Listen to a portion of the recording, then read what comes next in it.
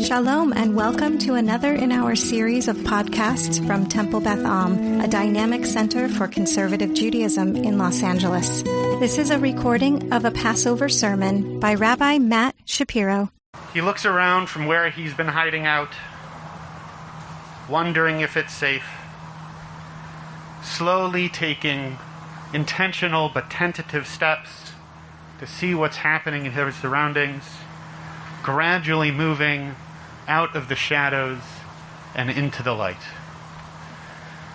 I'm talking, of course, about Uncle Pepper Smooth Shapiro, known as Pepper to his friends, the cat that we recently adopted for reasons that continue to escape me. But it has been fascinating to watch as he has gradually been acclimating to our house. When he came in, he was missing some fur, he was scared, he wasn't sure what was happening, and he spent the first, let's say, 5 or 6 days almost completely under our bed. He was a stray. We adopted him through the Stray Cat Alliance. He's unsure about safety, rightly so, as you can imagine. Our house, with our kids, and with me, it's a little loud, it's potentially startling. There's a lot going on. He's not coming from a safe place, and he doesn't quite know what lies ahead. And not to put too fine a point on it, but I would imagine that some of us can, maybe relate to that a little bit. I know I can. That as we begin to gradually re-emerge after a year plus of this pandemic, we're trying to feel things out. We're trying to get a sense of what's safe. This is one of these experiments. We're trying to figure out how we can emerge out of those shadows and into the light. In our house, that's most present in our decision to be sending our older 2 sons back to school after Pesach break. Now, this is in no way any statement against how safe and careful Pressman has been. The school has been incredibly careful and thoughtful and measured in its response, and thankfully, things have been going smoothly. But because of asthma and because of a scary experience we had early on, and just because of the internal calculus that our family has been making, and each family's is a little bit different, we haven't yet done that. But we're going to. And as we move into this next phase, even though we are cautiously hopeful, there's certainly uncertainty and discomfort as we take these tentative next steps forward. And, continuing the parallels, we can think about this for this holiday as well. That as Bnei Yisrael left Mitzrayim, there was certainly no small amount of uncertainty and discomfort ahead. We haven't been in a safe place as a people. We don't know what's next, and yet we take these steps forward regardless, trying to be safe, trying to move forward, trying to determine what the next right action is for us. One of my favorite Haggadot that I look to each year, and particularly this year, was compiled and written by Alav HaShalom, Rabbi Lord Jonathan Sachs, with, as you would imagine, if you know Rabbi Sachs's writing, the Haggadah, the commentary is magnificent, and just as good are the essays compiled in the back on pretty much every topic under the sun related to Pesach, as you would expect from an author like Rabbi Sachs, who writes so both broadly and deeply about our tradition and about the world. And there's an essay that I was reading in which he talks about how this narrative of ours unfolds. And he talks about the nature of time, how we understand time as Jews. And he talks about how rather than understanding time as cyclical, as was the norm in the ancient world, that one of the many revolutionary concepts that Jews brought to bear is that we understand the world through a sense of covenantal time. That as narrative unfolds, that as history moves forward, it is grounded in an ongoing, evolving relationship between God and people, specifically for us, between God and Bnei Israel. And core and essential to this understanding is what he calls the difference between optimism and hope. Rabbi Sachs wrote, Optimism is the belief that things will get better.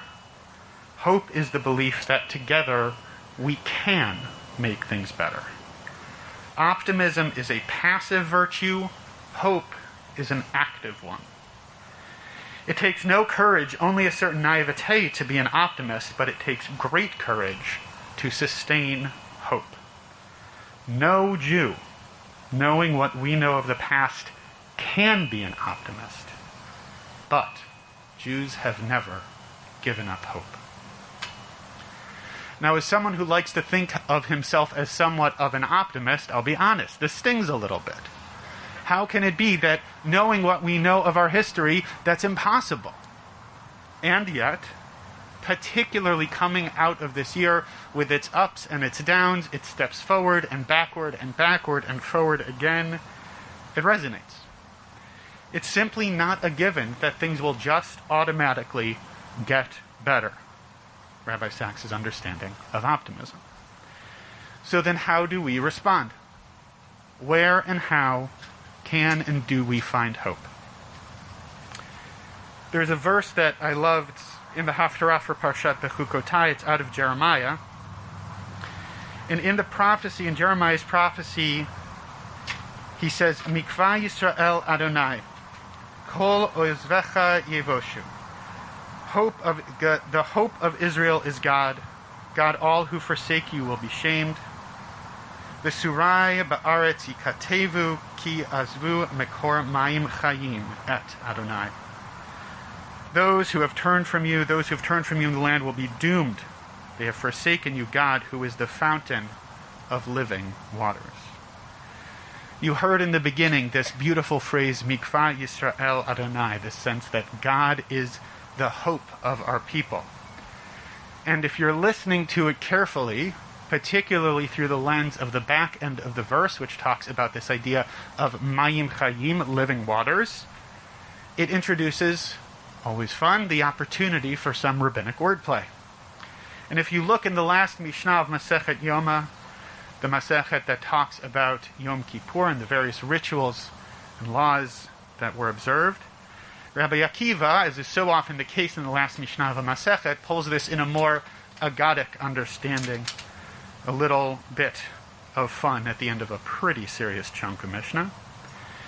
It says, Amar Rabbi Akiva, Ashrechem Yisrael lifnei mi atam metaharin, umi metaheretchem.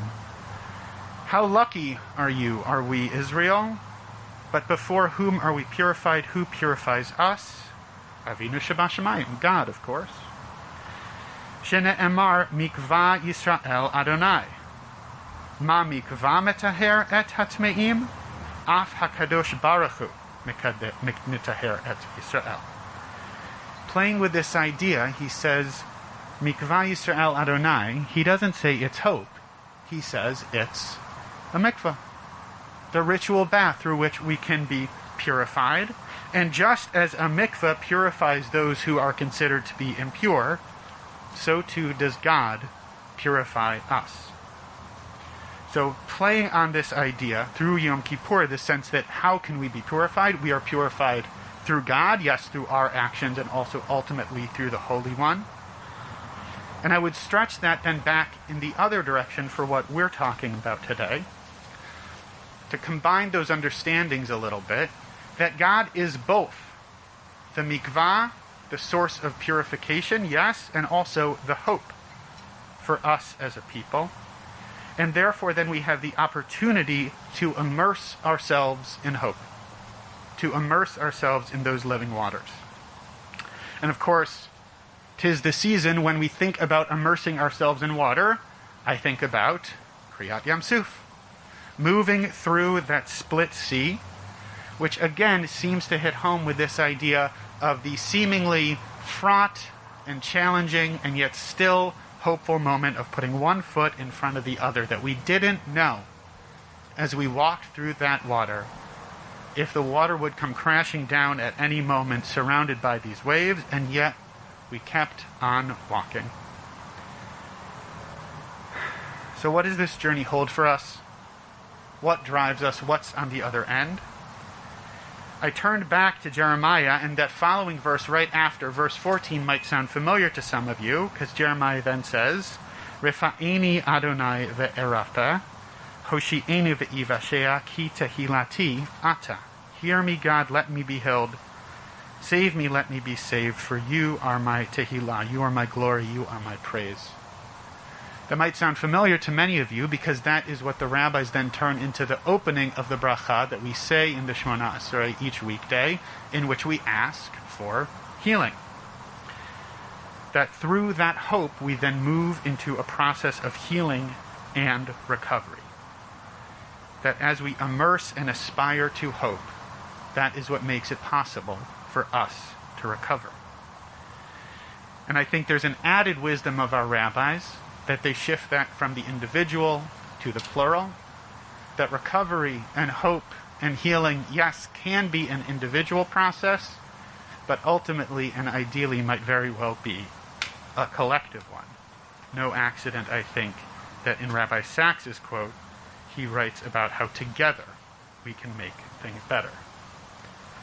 And going back into Sachs's essay, he writes as well that the journey through the wilderness came to symbolize a journey through time, whose destination is something new, something unprecedented, a tomorrow radically unlike yesterday.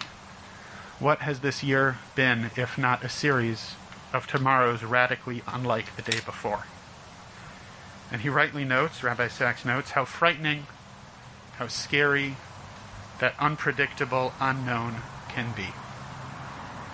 So then we have the opportunity to implement the wisdom that our tradition holds, that our story isn't one of just feeling of thoughts, but rather one of action. We weren't magically teleported out of Egypt to the Promised Land. We had to walk one step at a time together. Because hope, ultimately, is an action.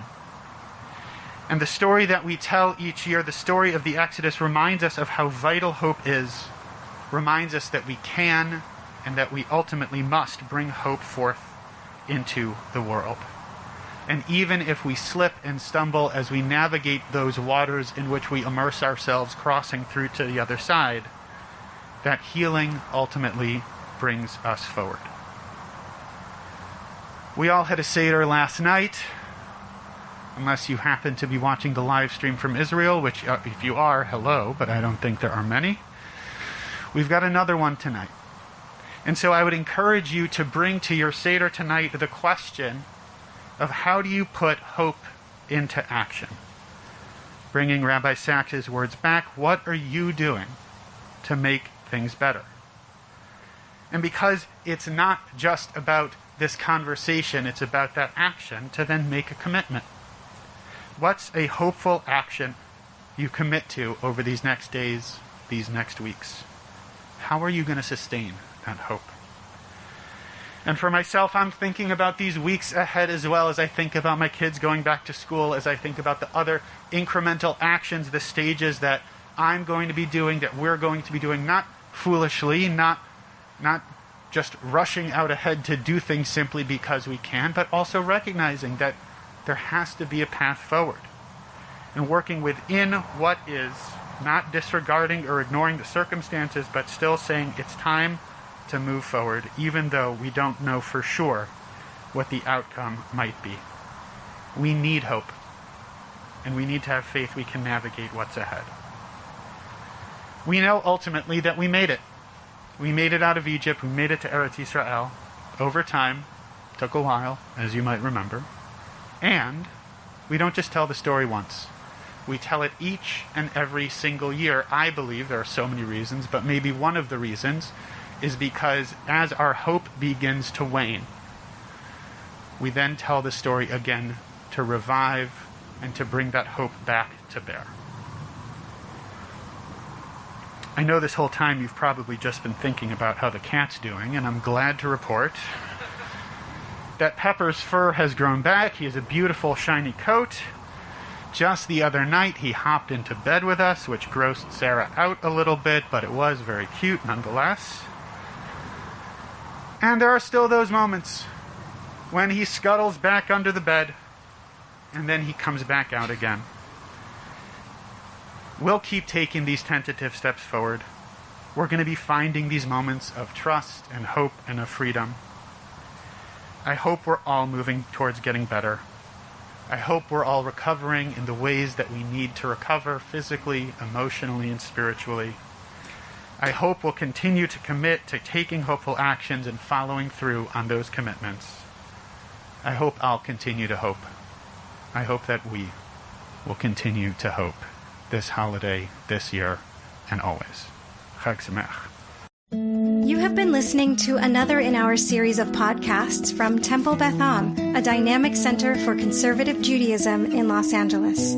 If you enjoy these podcasts, we invite you to write a review on the Apple Podcast site or wherever you get your podcasts.